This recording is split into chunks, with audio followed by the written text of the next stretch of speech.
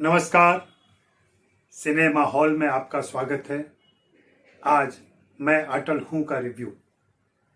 मैं अटल हूँ रवि जाधव निर्देशित फिल्म है और इसमें पंकज त्रिपाठी ने शीर्षक भूमिका निभाई है अटल बिहारी वाजपेयी की। इसके निर्माता विनोद भानुशाली हैं। यह एक महत्वाकांक्षी फिल्म है। यह एक ऐसे राजनयिक, एक ऐसे राजनीतिज्ञ, एक ऐसे प्रधानमंत्री और एक ऐसे नेता की कहानी है जो अपने जीवन काल में अत्यंत पॉपुलर रहे। उनकी पॉपुलैरिटी का आलम यह था कि न सिर्फ जनसंघ, न सिर्फ भाजपा, न सिर्फ राष्ट्रीय स्वयंसेवक संघ, बल्कि उसके बाहर भी उनके कदरदान मिल जाते हैं। उनकी वाक पटुता और भाषण शैली के सभी मुरीद रहे। और जैसा कहते हैं कि प्रधानमंत्री जवाहरलाल नेहरू ने कभी कहा था कि यह व्यक्ति एक दिन देश का प्रधानमंत्री बनेगा, और यह हुआ। रवि यादव ने यह फिल्म उसी उद्देश्य से बनाई है, लेकिन फिल्म बनाते बनाते इसका लक्ष्य बदल गया है। उद्देश्य और लक्ष्य में आए इस अंतर को समझने की जरूरत है। प्रेमाइस बहुत ही पाक, ईमानदार रहा होगा। सोचा गया होगा कि वाजपेयी जी की जीवनी बनाई जाए। अच्छी बात है, राजनीतिज्ञों की जीवनी बननी चाहिए। लेकिन फिल्म बनाते बनाते ये ख्याल आया होगा, ऐसा लगता है कि फिल्म का लक्ष्य यह होना चाहिए कि वाजपेयी की राजनीति में वो कौन से मुद्दे थे, वे कौन से पड़ाव थे जो आज की राजनीति, आज की सत्तारूढ़ पार्टी के हिसाब से मुफीद ठहरती है।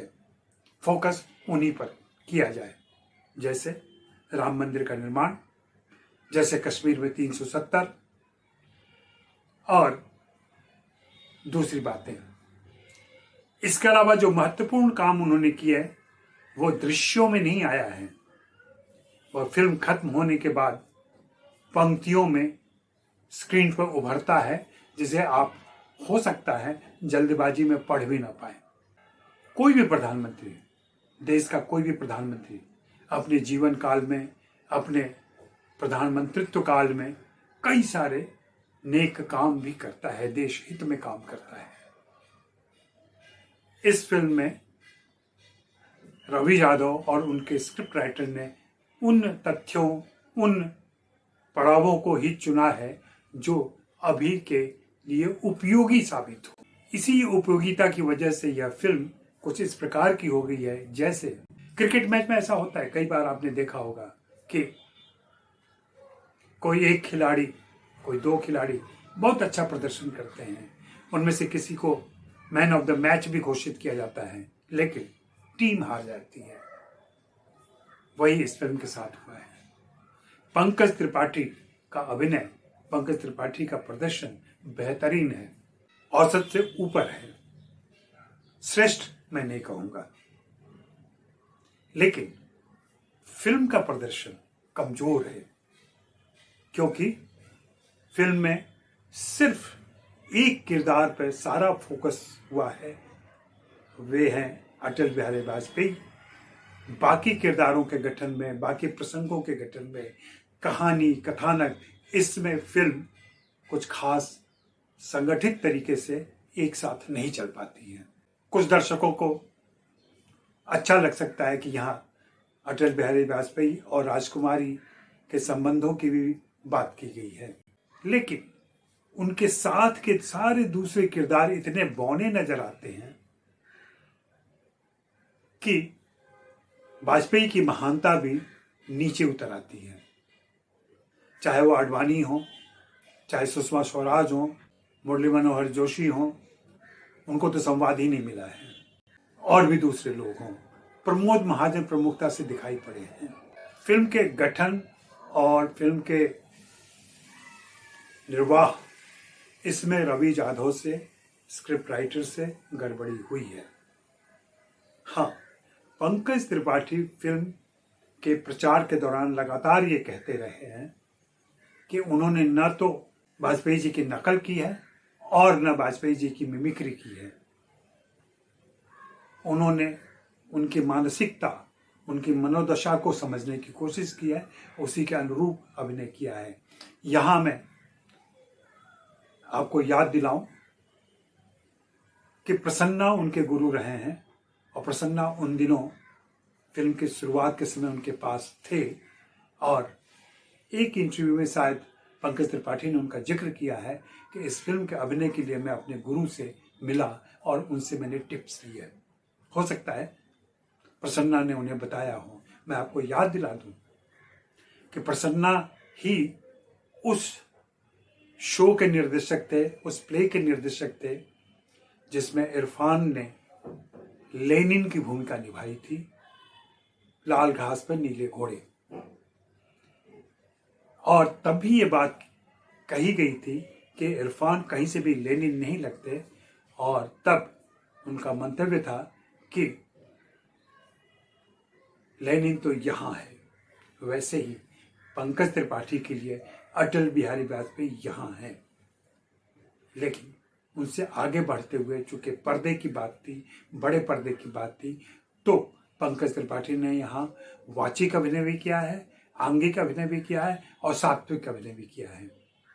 वे सात्विक अभिनय की बात ज्यादा करते हैं, लेकिन आप फिल्म को देखें तो उनकी आंखें, उनके होठ, उनका गर्दन हिलाना, सिर को झटका देना, उनकी चाल, सब चीज में वाजपेयी उतरते दिखाई पड़ते हैं।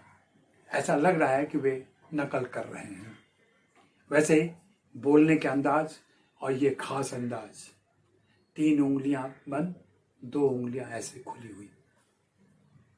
उनके भाषण सुने लोकसभा के अंदर, उनके भाषण सुने सार्वजनिक मंचों पर, हर जगह उनकी हथेली की मुद्रा ऐसे रहती है और इसको बहुत अच्छे तरीके से पंकज त्रिपाठी ने पकड़ा है और उतारा है। उन्होंने और भी अदाएं पकड़ी हैं वाजपेयी जी की और उन्हें अपने किरदार का गुण बना दिया है। यह फिल्म देखी जानी चाहिए। देखी इसलिए जानी चाहिए कि फिलहाल के समय में किसी राजनीतिज्ञ का जीवन पर्दे पर आता है, उसकी बायोपिक बनती है, तो वीएफएक्स के बावजूद क्यों इतनी कमियां रह जाती हैं कि पर्दे पर वह व्यक्तित्व हमें आकर्षित नहीं कर पाता है।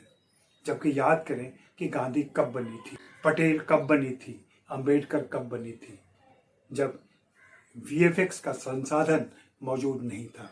और यहाँ तो दावा किया जा रहा था कि वीएफएक्स की वजह से 104 मिनट का वीएफएक्स है जिसकी वजह से फिल्म की रिलीज टाली गई। वो वीएफएक्स पर्दे पर तो देखना चाहिए। कहा जा सकता है कि मेकअप में कहीं गड़बड़ियां हुई हैं। इसके अलावा पीरियड क्रिएट करने में भी अनेक जगहों पर छोटी मोटी भूलें हैं, लेकिन उसे भूला भी जा सकता है, उन्हें नज़रअंदाज किया जा सकता है अगर फिल्म का इम्पैक्ट, फिल्म का प्रभाव जोरदार तरीके से और अपने उद्देश्य को पूरा करता है। लेकिन जैसा मैंने शुरू में कहा कि लक्ष्य बदल जाने से उद्देश्य भी भ्रमित हो गया है और उसका असर पूरी फिल्म पर दिखाई पड़ता है।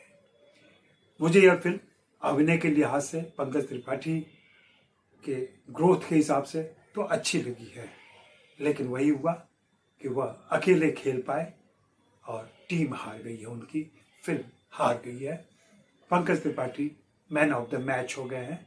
बाकी आप बताएं कि आपको यह फिल्म कैसी लगी है और अपनी राय जरूर दें। साथ ही अगर वीडियो अच्छा लगा है और यहाँ तक आप आ गए हैं तो लाइक और शेयर तो बनता ही है, सब्सक्राइब करना न करना आपकी मर्जी है। शुक्रिया, मेहरबानी, धन्यवाद।